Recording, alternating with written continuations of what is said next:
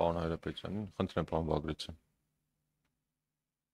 Շնորհակալություն պարոն Հայրապետյան։ Ինձ հետաքրքրում է, քանի որ մենք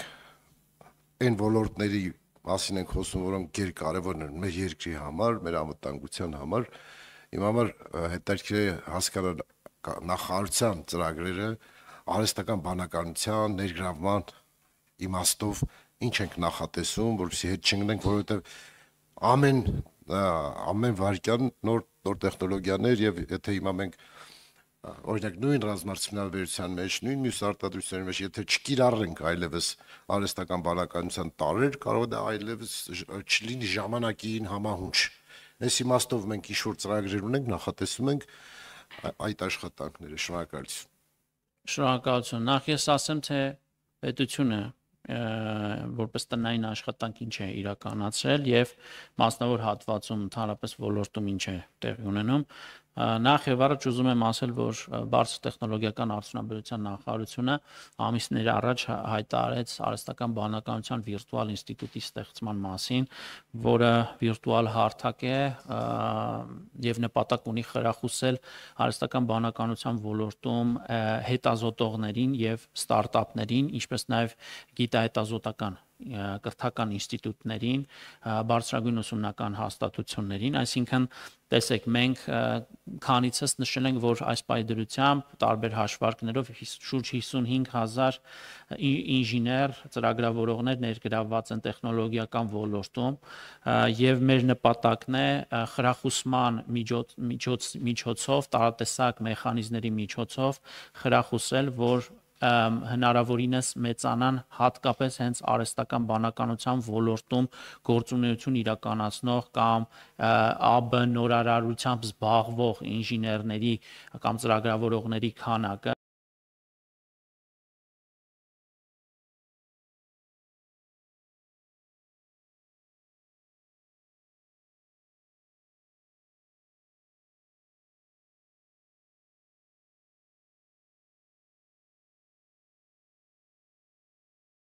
ուզում խրախուսել այս արհեստական բանականության վիրտուալ ինստիտուտի համատեքստում մենք համագործակցում ենք Amazon Web Services-ի եւ Եվրոպայի չեմպիոն ըստ էության չեմպիոն առաջատար արհեստական բանականության ոլորտում ֆրանսիական Mistral AI ընկերության հետ եւ այս համատեքստում կարող եմ ասել, որ արդեն իսկ մշակվել է դիմելու կարգը առաջիկայում մենք այն կշրջանառենք, թե ինչպես պետք է նոր արհեստական բանականության նորարարները, ստարտափները կամ գիտահետազոտական հաստատությունները կարող են դիմել եւ օգտվել։ Սրա արդյունքում մենք մի շարք գործիքներ ենք պատրաստում տրամադրել հաշվողական ռեսուրսներից մինչեւ նրանց ապրանքների առաջխաղացում marketplace-ով։ Հաշվողական ռեսուրսները ասելով մենք նկատի ունենք, որ դիմումները լինելու են ըստ էության իրենց կարիքների հիման վրա պայմանական տարատեսակ GPU-ների հաշվողական ռեսուրսները մենք դրամաշնորհի տեսքով տալու ենք, ոչ թե գումար ենք ֆինանսավորելու, այլ հենց ռեսուրսներ ենք տրամադրելու, որոնք անհասանելի են իրենց համար, ինչպես նաև պատրաստի արհեստական բանականության ալգորիթմներով արկա Mistral AI-ի լուծումներն ենք տրամադրելու, որոնք մեծապես նպաստելու են, որպեսզի իրենք կարողանան որակյալ լուծումներ ուրեմն ստանալ այս ոլորտում։ Մենք նախատեսում ենք, որ 2026 թվականին եւ թվայնացման, նամանավանդ թվայնացման համար հատկացվող բյուջեի շրջանակներում, որովհետեւ թվայնացման խորհրդում արդեն իսկ ունեցել ենք այդ համապատասխան քննարկումներ եւ ունենք որոշում եւ կառավարություն առաջիկայում նաեւ համապատասխան որոշումներ կկայացվի։ Մի քանի չեմ ուզում կոնկրետ թվերը նշել, սակայն առաջիկայում երբ որոշումը լինի կառավարության, դրանք խոսքը մեծ ծավալի ներդրման մասին է հենց վիրտուալ ինստիտուտի միջոցով այս ոլորտի զարգացմանը։ Չմոռանանք նաև, որ կառավարության համատեղ մասնավորի հետ համատեղ առաջնորդությամբ եւ զգալի աջակցությամբ նաև Հայաստանում նախատեսվում է ստեղծել արհեստական բանականության տվյալային խոշոր կենտրոն Firebird ընկերության հետ համատեղությամբ, այստեղ չեմ ուզում թերագնահատել կառավարության նաև նաև առաջնորդություն այս գործում Միացյալ Նահանգների հետ քաղաքական մակարդակում արկա խնդիրները բարձրաձայնելու, հասցեագրելու, ընդ որում ամենօրյա ռեժիմով հնարավոր բոլոր մակարդակներում։ Այստեղ ուզում եմ հատկապես ընդգծել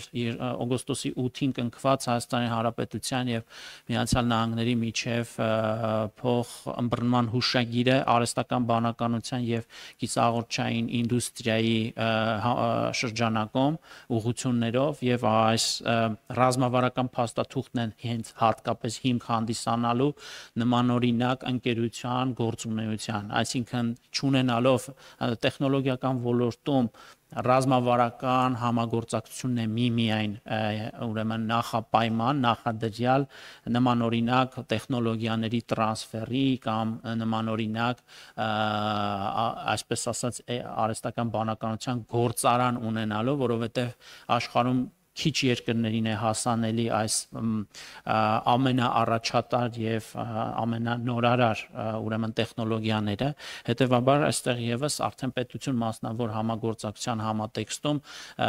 նմանօրինակ առաջընթաց ունենք, խոսքը մի քանի 100 միլիոն դոլարների ներդրման մասին է, իսկ սրանից զատ ինչպես արդեն իսկ նշեցի, բայց նաեւ մի շարք թե հակաթոնների, թե մասսայական ուսուցման շրջանակում առաջին անգամ մենք հենց արհեստական բանականության բովանդակությամբ կրթական ծրագրերն ենք, ինժեներական կրթական ծրագրերն ենք թիրախավորել, հասկանալով աշխարհի տենդենսները, ինչպես նաեւ առաջնորդվելով նրանով, որ արհեստական բանականությունը մեզ համար ռազմավարական առաջնահերթություն հանդիսացող ուղղություն է։ Այլ հարցեր։ Խնդրեմ, Մանավաս։ Պարոն Հայրապետյան, ճիշտ ասած, ես եւս պետք է հարցնեի արհեստական բանականության գործարան կառուցելու այդ ընթացքի վերաբերյալ։